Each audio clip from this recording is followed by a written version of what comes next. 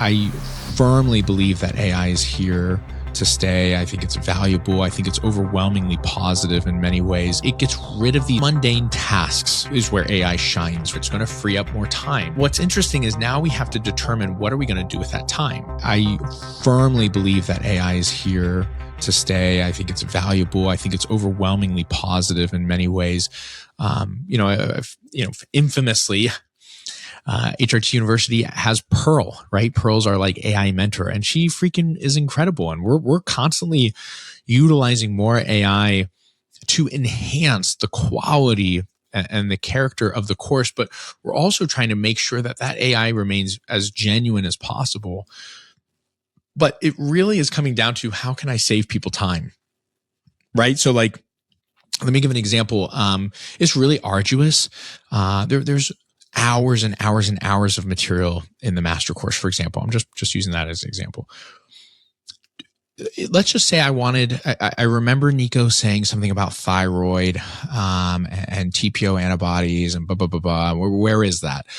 Well, okay, I can go back into the course and I could obviously I'd probably find something about TPO antibodies in the module called Hashimoto's, but like where in that module? I don't know exactly where. Was it in the lab section? Was it just, kind of a passing thing that Nico said? Well, it's kind of frustrating. And like, I want to know that right now. And I maybe I don't have the time to like scour through that whole section or the whole module or whatever. Well, we're going to have some AI material coming out that's literally going to be able to help you identify that in that video instantly. Right? Like no problem. Here it is. Here's the context. Boom, boom, boom. Pearl already does a pretty good job of that, right? Like if you ask Pearl, hey, Pearl, like Nico said something about this. Could you help me locate that? She's pretty good. It's about to get a lot better. I find that is where AI shines, right? It gets rid of these kind of like, let's call them they're mundane tasks, right? And I'm not the first person to talk about this, by the way. I've heard this from other AI connoisseurs. AI is going to get rid of tasks, right? So if you're a task heavy operator, so to speak, like if you're in a factory, like AI could be coming for your job, certainly. Now I think other jobs will be created from that. So I'm not like a fearful guy around AI, but task oriented things are going to kind of start slipping away a little bit. And that's for the better. It's going to free up more time. What's interesting is now we have to determine what are we going to do with that time, right? And I think that's wonderful because it should be allowing us to, in my opinion, create, to sit back and think and try to come up with stuff that is really meaningful and purposeful for our own lives, for our families, for our communities. That is where humans shine. And I think it's wonderful. There's a reason why, I put this in the article. There's a reason why, ancient Renaissance paintings sell for hundreds of millions of dollars. And I could more or less create that painting on AI and it would sell for nothing. That's weird, right? Isn't that crazy? Like if you think about that, it almost doesn't make any sense, right? It's almost where luxury stuff kind of comes in. Nice watch, for example, right? There are watches that cost $60,000, $100,000. They're handmade by some dude in a factory, maybe a few of them. It might take them a few years to create that watch. And that's why you're buying it, right? Because there's something intangible about that watch. There's the spirit of creativity. And again, I know this sounds so esoteric, so hang on to your pants here for a minute. There is a spirit of creativity and ingenuity and care and love. I think love for the passion of creating that object. It's infused in that thing. And that is why we love those sorts of items, right? Even family heirlooms. There's like a funny, there's a philosopher, I can't remember, kind of modern day, but like, there are auctions for like, a guitar that was owned by Elvis Presley or, one of the famous rock gods. What is so different about that guitar? It's beat up, it's banged up, it's from, who knows, 1965. You get that same guitar today, a much better one, much better shape, much better sound quality, for, 1/16 the cost. And yet people line up outside of auction rooms waiting to buy Elvis's guitar. Why? Because it was Elvis's guitar. That is really important, guys. If you're not connecting the dots here, let me help you. I think a lot of you are overwhelmingly obsessed with creating stuff or what you think is creating stuff via AI, via ChatGPT, and it is not creating. It's really just manufacturing, right? Like think about it like mass manufacturing, right? Like a t-shirt or something. 100 white t-shirts from Target versus one white t-shirt from Louis Vuitton. Very different things. Same material, cotton, could relatively speaking be the same, like thread count and all that kind of stuff. What makes it so different? One is creating and designing. The other is manufacturing. Okay. When you start to manufacture stuff, everything starts to look and feel the same. I dare you. Okay. So let's just say, because my audience should be mostly, providers, medical providers. They should be mostly clinic owners. Maybe you're interested in owning a clinic. I dare you right now to go onto Instagram or Facebook or whatever, TikTok, doesn't matter.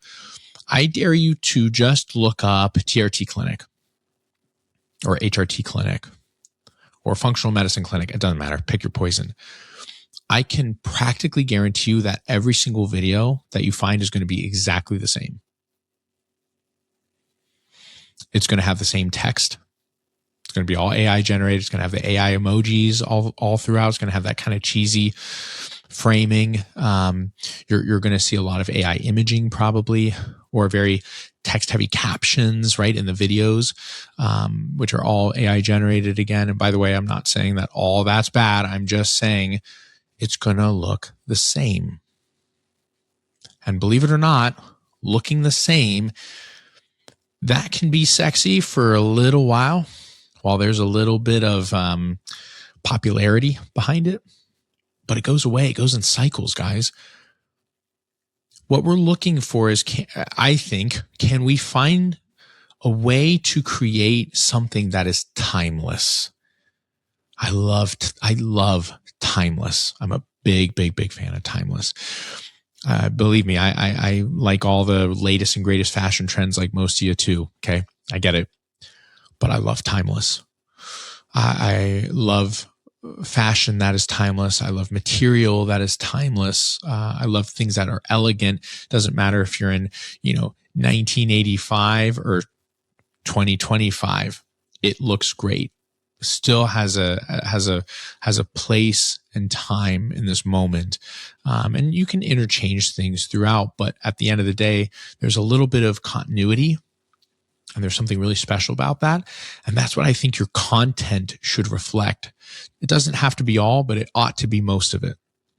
And I don't know about you, but I don't want to spend any amount of time manufacturing stuff that's going to get lost in the crowd, because it does. I feel it. I see it. Like when I'm looking at all these amazing providers, you lovely people out there who work really freaking hard. A lot of the content looks the same. It has you're kind of, just amalgamating all the same material and same words, and, testosterone replacement therapy is blah, blah, blah. Like I want you to just consider for a moment that probably the most important thing you should be doing as a business owner, and frankly, even just as a provider, is how do I market myself? How do I advertise? How do I create a brand around myself, a personal brand, right? How do I do that? And by the way, this is not like a side gig or a side job to your job, which is like business ownership. That is business ownership. That is running a clinic. That it is all about that stuff. So you also need to change your mindset and the way you frame things a little bit, I think that we think of content creation as like another chore that we have to do. And man, that's the wrong way to think about it. If you're thinking about it as a chore, well, it's just going to be a chore. And anything that's a chore, you're going to look to have something else take care of that as quickly as possible, which is totally logical, right? We have one of those Roomba vacuum cleaners, the little robots, because we freaking hate vacuuming our house. It sucks. No one likes it. It's a pain in the ass. So we would happily rather spend a whole bunch of money on this stupid little robot that's going to zoom around the house. And it's amazing. Task complete. Now, what is it that I do with the time that I'm saving by not having to vacuum the floors? Well, hopefully I'm doing either a very, very high level task, or I'm not doing any tasks at all. Rather, I'm creating, I'm manifesting, I'm dreaming, I'm inspiring, I'm creating a belief system, a structure of belief that I can then hand off to, be it my teammates or be it my, students and providers in HRT University. That's what I'm here for. That's what really matters. And I think it's what's made, frankly, each of my businesses stand out, because they stand out. They just do. And I love that. And I'm very grateful for that. And there's no doubt that, I've had a lot of amazing people, like my amazing wife and my beautiful teammates, help me carry that beyond where I could have ever done it myself. But there's a part of me that knows deep down that half the battle was just in the creation aspect. It's a really beautiful thing that we get to do as human beings, which is to create. It's something so extraordinary and so special. And it takes time. It just takes time. It takes effort, and it's something you're going to suck at for a while. Okay. The AI is not going to be able to outcompete it. It just isn't. And so what I'm saying here is if you create your own stuff, it's going to make your content, it's going to make your businesses premium. I'm telling you right now, I'm calling it. Okay. What's today?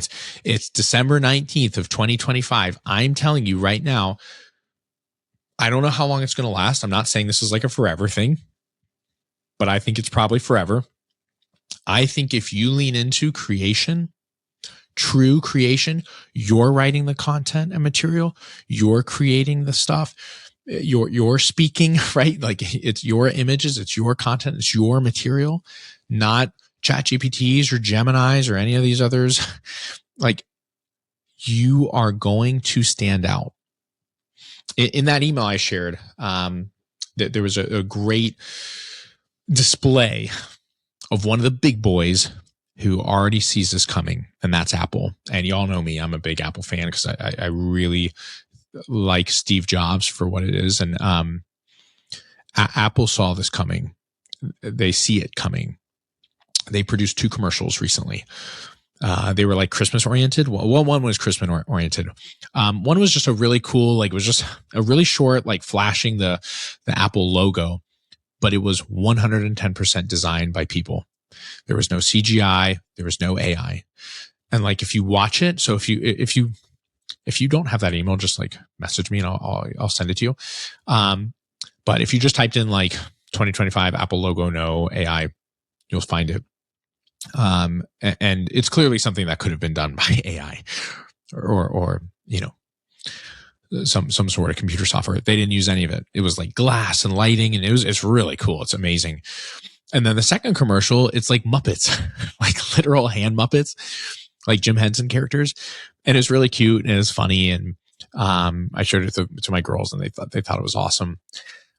But what I'm getting at again here is that if you are looking to differentiate yourself and stay ahead, please create your own content. Please, I'm begging you, do it for yourself, man. Like, do it for yourself, please. It's going to make you feel better. I don't think a lot of people are probably proud of their work when they put out ChatGPT stuff. It's manufactured. It's not you. I mean, you can prompt AI to make it kind of sound like you, but look, I use AI a lot. I use ChatGPT all the time. for lots of different things, task-oriented stuff. It has a pretty good sense of who I am. If I ask it to write like me, it's pretty close, but you would know it's not Nico. You would still know after, thousands of hours in there, you would still know that it's not me writing that. You would. There's something about you that would get that spidey sense. And I've showed it to like my wife and different people, and they sniffed it out right away. So also don't expect that people will somehow like not know it's not you. It's very obvious. But do yourself a favor and just get good at this stuff. Okay. It's honestly, I know it's laborious and intensive and scary and nerve wracking, but it's part of the fun. Like owning a business and running all your stuff, like you're supposed to do this stuff.